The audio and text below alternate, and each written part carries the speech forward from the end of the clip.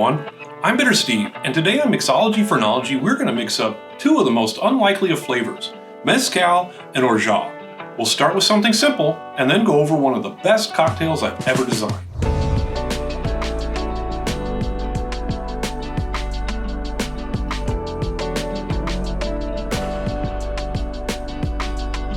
Did you know Orgeat and Mezcal really do go well together and can be enhanced by many other types of flavors? Let's start with two recent creations from a couple of prominent bartenders in California, the Great Silence and the Port of Spain.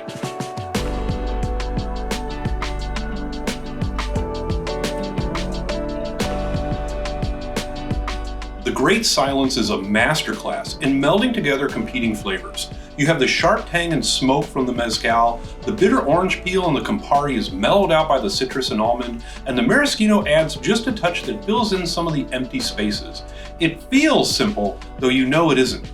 The Trinidad Sour is a cocktail made with bitters and rye, and the Port of Spain, located in Trinidad, is a riff that changes out that rye for mezcal, rebalanced for that tangier agave flavor.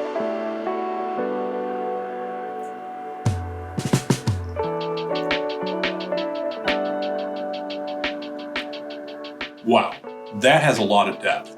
Maybe a little bit more accessible than a true Trinidad Sour, but it's definitely easy to drink. Probably needs more bitters. If I'm making cocktails for myself, I don't like to garnish them if it's just cosmetic, and the lime wheel does add to the drink. With the next two cocktails, the garnish is essential to the flavor. Before we get to the good cocktails, let's make some Orgeat. Normally, I use Monin, which I believe beats out most of the recent small batch bottles, but sometimes I get a little frisky and I make my own. I lightly toast about a cup of slivered almonds, 400 degrees for 4 to 7 minutes, and pulse them with about a quarter cup of unroasted macadamia nuts just for a little extra bounce. Then 2 to 3 hours sous vide at 130 degrees with a cup and a half of water. Squeeze out every last drop with a nut milk bag.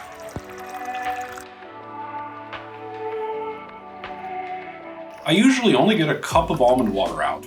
This is where I add the sugar, half a teaspoon of orange flower water, and just for kicks, half a teaspoon of rose water.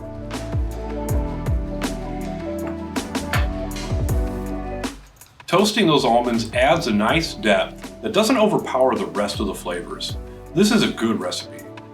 My good friend used to be the head chef at this little restaurant in downtown LA that specializes in Japanese techniques from the 1800s and early 1900s. A fabulous place with many interesting flavors, though their bar program never did justice to the kitchen, except for one drink, simply named Sour.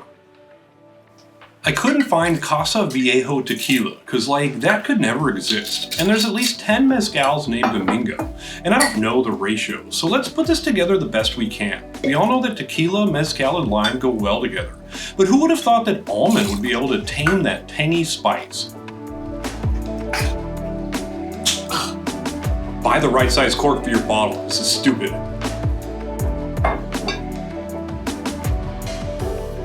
Beautiful crystal clear ice cube from the Kraft Claris machine.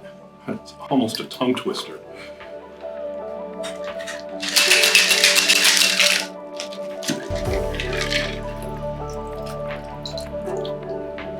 The secret ingredient though? The garnish. Lime zest makes this drink absolutely pop with deliciousness.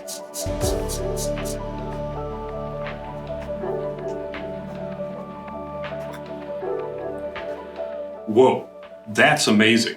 I almost believe that this is a perfect drink, at least for me. So I also did a thing. I took some Silencio, a super smoky espadin from Oaxaca, and infused it with fennel, coriander, Guajillo Pepper, and star anise. Since this also tames that sharp smoky tang, we don't need to cut this with tequila. So same drink, except we'll serve it up.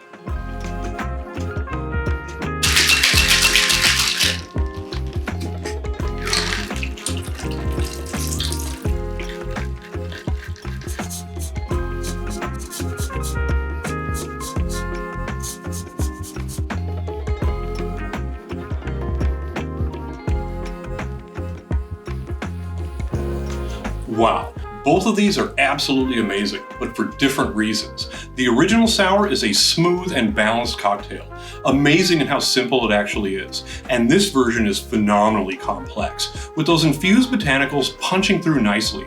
3 of the 4 cocktails today were straight out of the box, easily made by anyone. And I'm not sure which I like better, the Port of Spain or the sour. Let me know in the comments which one you like best, and I'll catch you in the next video.